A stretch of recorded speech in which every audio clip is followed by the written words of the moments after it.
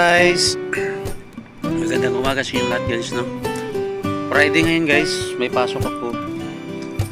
Ayan, update natin sa mga tanim natin na kamote, talong, sitaw. Okay na siya guys. Tsaka may bago akong tanim ng tanglad guys, so, you know, okay na siya. Yung isang tanglad ko, ayan. Alam niyo ba guys, ang tanglad napakaganda pala sa katawan gawin natin tea. Napakaganda niya. Maraming mga benefit ang makuha niya sa tanglad. Kaya nagtanim ako ng ng tanglad.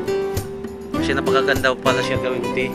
Hindi pala yung totoo yung mag-inom tayo maka-low blood siya yung ano, hindi yung totoo. Marami pa mga benepisyo makuha niyang tanglad na yan.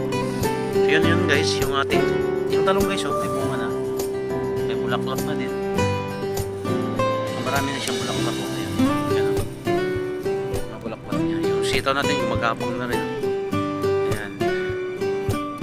Yan siya. Yung kamote natin guys, maganda ng tubo. Pwede na rin siyang gulayan ng yung talbos. Ayan o. Ayan. Ang ganda na ng mga talbos niya. Pwede siya gulayan. Ayan o. Magapang yung mga talbos. Ang ganda.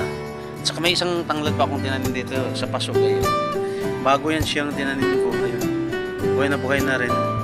Bale may luma dyan tinanim ni Mark, no? So tanim ako ulit kay ano siya, maganda na eh. Ayan. Gumagapang na sitaw natin guys, yung papayat to. Wala kasi siyang abono kaya ganun guys. Pero ang gaganda ng mga talbos ng kamote natin guys, oh. Sarap siya. Ayan o. Ayan. Sitaw na hindi pa gumapang. Ayan. Napakaganda ng tubo guys.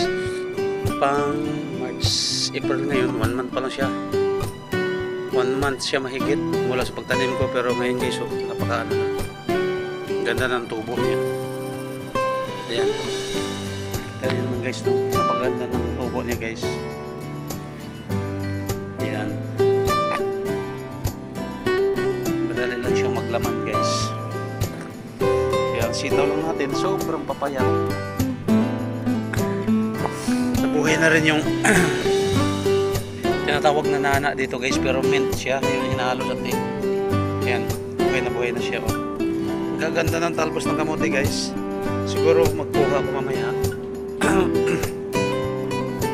Kuha ko nito mamaya, gugulay ako kasi binigyan niya ako ng RC ng kunting sitaw at saka pangalan nito yung okra, kaya gugulayin ko.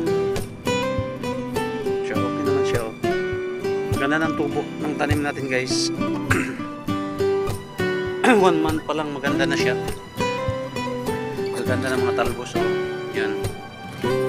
Yan. Yung sitaw lang talaga natin sobrang payat. Ginawan ko na siyang gapangan guys, ito bakal at saka hindi lang mataas kasi ngayon pag nagtanghangin na masisira mo yung sitaw pag malakas ang hangin. Ayun, ito naman yung ano natin guys, matataba na. Yan na guys, no? Ayan guys, oh, sobrang pangit ng ano natin sitaw, sobrang payat. Ayun, oh. Ayun, nagkagulat. Ayun. Ito naman yung nag-iisang pitsay na ano guys, oh, may andami na ng bunga. Malapit na rin matuyo yung bunga niya, no? Ayan, oh. At saka ito naman yung tuyong-tuyo na yung bunga ng ng kinsay guys, oh. Diba? Oh, tuyong-tuyo na siya. Haharbisin ko na yan. Ayun naman ang ating tanglad. Ayun naman ang ating isang tanglad doon at talong. Ayun siya. Ayun. Ang tanim naman ni RC palautog. Palautog naman. Ayun, oh. Tapos nag-iisang mani. Ayun. Masarap na mani. Yung mani guys, lagi siyang mani. Yung ano yung sitaw, gumagapang na guys. Oh. Tinanggalan ko ng dahon sa baba. Ang mani. Wow, yan ang mani. Payatot.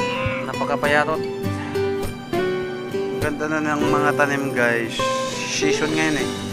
Season. Yun naman ang iyang mga saipit. Ang mga saipit niya. Oh. Meron mga pangit na dahon. Ayun. Yun. Pitsay ni RC.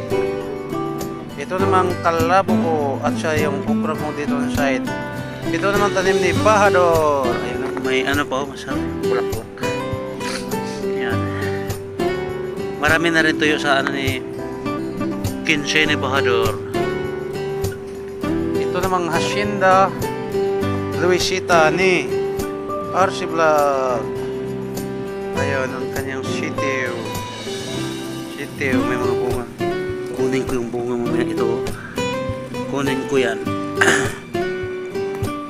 Kunin ko yan at saka okra. Yan guys, no?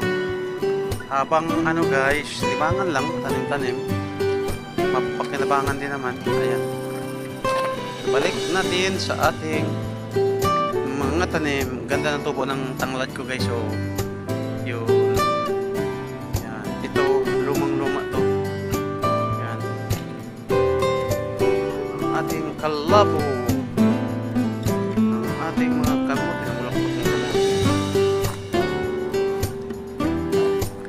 May talong na rin akong nilagay sa gitna guys. Yan o, may talong o. Ayan o. Ang mga talong akong nilagay sa gitna dyan.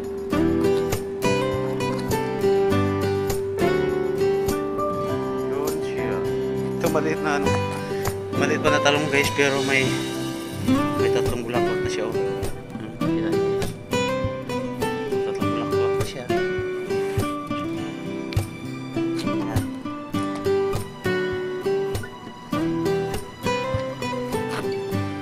Bulaklak na buka-buka na yung bulaklak na yun.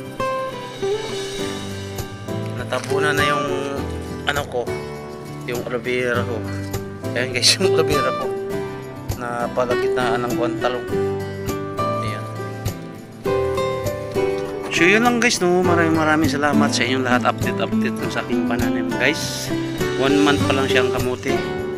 Ganun din ang sitaw, pero ang sitaw sama ng ano niya, tubo, kasi wala siya, kailangan siya ng abono eh. Wala naman tayong abono, kaya wala tayong magawa. So update lang. Maraming salamat sa inyong lahat guys, sa walang sawang pagsuporta sa aking channel Mr. Nature Mix Vlog. Update sa mga pananim. Hindi pa tayo nakapag-paintings kasi wala tayong canvas. Mahal na rin ang canvas. Kaya ito lang muna. So thank you and God bless you all guys. Laging mag-ingat at laging magdasal. Thank you and bye bye sa inyong lahat guys.